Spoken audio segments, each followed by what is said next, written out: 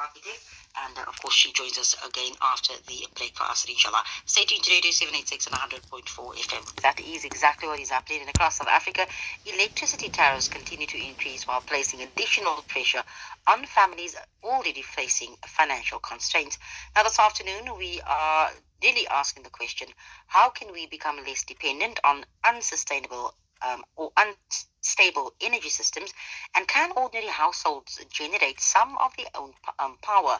And also, what practical, affordable, and sustainable alternatives are available to help families reduce costs while building greater resilience? Cindy Knowles, a regenerative architect whose work focuses on food, water security, and also waste management, as well as energy security. She joins us to explore how renewable energy solutions can empower individuals, households, and also communities. Cindy, we are back, of course, to continue the discussion we had before the break for us. Um, and while many people immediately think of solar power when we discuss renewable energy, that's the point we departed on, Cindy. But I'd like for us to focus a bit on whether or not households can generate some of their own energy, and also what some of the practical examples are of small scale renewable energy systems that can be implemented at home. Thank you. Yes, absolutely. Small households can generate their own electricity. However, I just want to bring to attention, I'm sure most people know about this, but there's an indigent, not clause, but like a program that one can go on.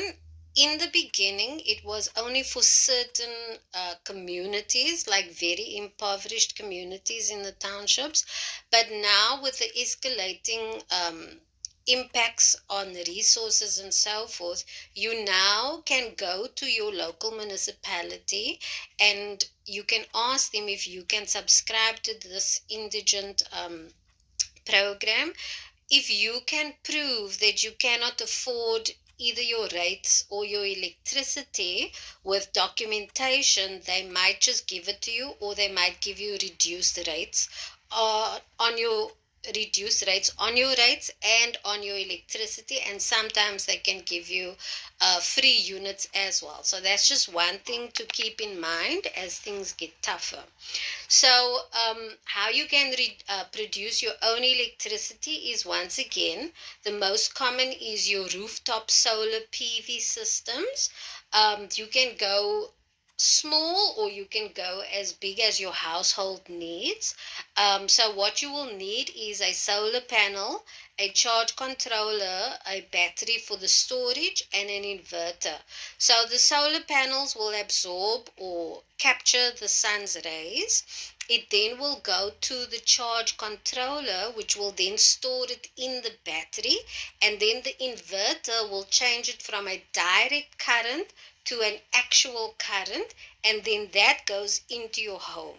So that basically is how the solar panel system works.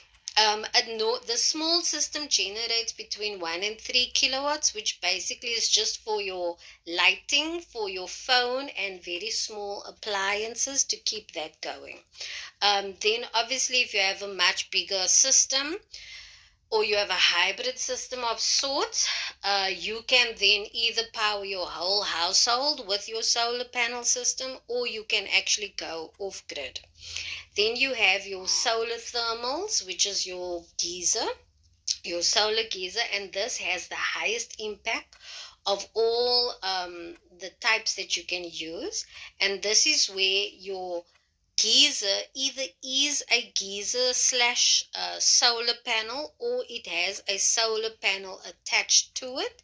It then stores the energy and warms it so you have hot water any time of the day, any time whatsoever, whether there's outages or not, you have hot water. Then you have wind turbines, and this you can make your own makeshift little wind turbine. It basically is the concept of a windmill. So as the wind blows, it generates a power, and that power will then be stored in your battery.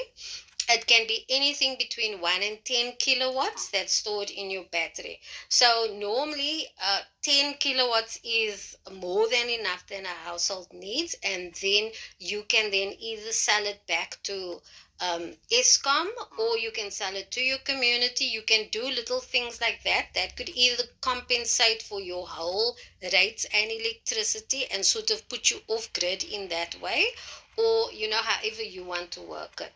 Then the home biogas digester, which is where you can either start your own small rudimentary one where you collect your own wet waste, which is your peels of your vegetables and so forth, mix it with water, and then the gas from there you capture and you link it to maybe your stove or your gas stove or something, or your gas heater.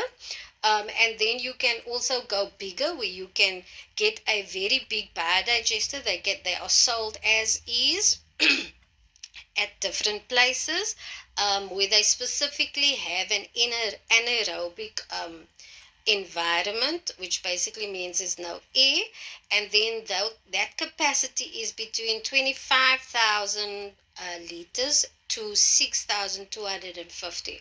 25,000 liters is just enough for your essentials in your home and so forth, and 6,200 you can actually go off grid just by biogas digesters. So the saving of that can be 8.6% every year on that. Then you get your geothermal pumps, which is just putting coils in, copper coils in the ground, which then goes into your house and keeps it warm during winter, cold during summer. Then you have micro hydro systems, which is where you use water. So it is like a windmill situation where you put a windmill on either a stream, if there's a stream nearby, or on a water source that you have at home, and the wind will generate the power and store it the same as the wind turbines. Then you have a hybrid system, which is solar, wind, and storage. So you have your solar panels, you have your wind turbines, and your battery for the storage. Now, in PE, the government actually rolled out a massive pilot project of about 220 homes on the system, where they provided everyone with these types of interventions. And it was so successful, they were able to generate their own power and be off the municipality system. So depending on your municipality, you can go to them and ask them, do they have these types of interventions? Because different municipalities have different bylaws and different programs that they run. So you can ask them if they have any of these, and you might be lucky and get a hybrid system. So you also just need to check like what your household needs, the size of your house, and then what system will work for you and what you can afford. Now, Cindy, I often hear the word biogas. It's often mentioned as an alternative energy source. What is biogas, and also how does it work? And more importantly, is it viable? Is it a viable option for South African households? Okay, so biogas basically is where you are creating your own gas, so to say, from the nature's system that nature provides. So it is where you use something natural. So it can be cow dung, it can be wet waste, anything that will break down with microbes. And then once it breaks down, methane gas is released. And that methane gas, in the past, they used to say it, it impacts the environment greatly because it raises the temperature and greenhouse gases and climate change and all those things. But now we can use it smartly by containing it into something. So at your house, you can build your own little biogas digester, which is where you maybe just build like a hole, and you kit it out with bricks and so forth, and you create a little dome and an opening where whatever your wet waste is, you throw it in there. You can also then supplement it with sewage and with whatever chicken or cow dung or rabbit manure, you throw it in there. That will accelerate the process. And then what is left will be the gas that rises. That is what you then funnel out to use as gas. that can power your whole house or just for cooking.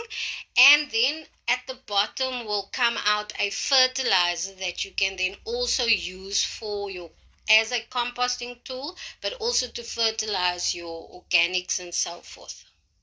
Mm. Finally, looking ahead, how can communities work together to become more energy resilient? And also, what opportunities exist for entrepreneurship, skills development, and job creation within the renewable energy sector? Okay, so there's quite a few things that we can do around this type of concept. Um, and communities basically need to take owners into their own hands because they have the resources around them. They just need to know how to use it. So, community owned renewable energy projects can be stuff like solar farms where residents come together. They can either lease a or buy a portion of land, and whatever is produced out of there they can split amongst themselves. This is also a good way that people can not only get electricity but also like an extra income or an income. Then there's the wind turbine farms that they can also create with shared ownership and generate energy. And then the biogas digesters where they can the whole community can bring their sewage, and this also helps the environment and takes impact off of the municipal um, sewage treatment system. So they can use that and create their own energy and fertilizer that they can then use to grow their own gardens, food gardens. And we know that we need food gardens now more than ever. And then the energy as well can be produced from there.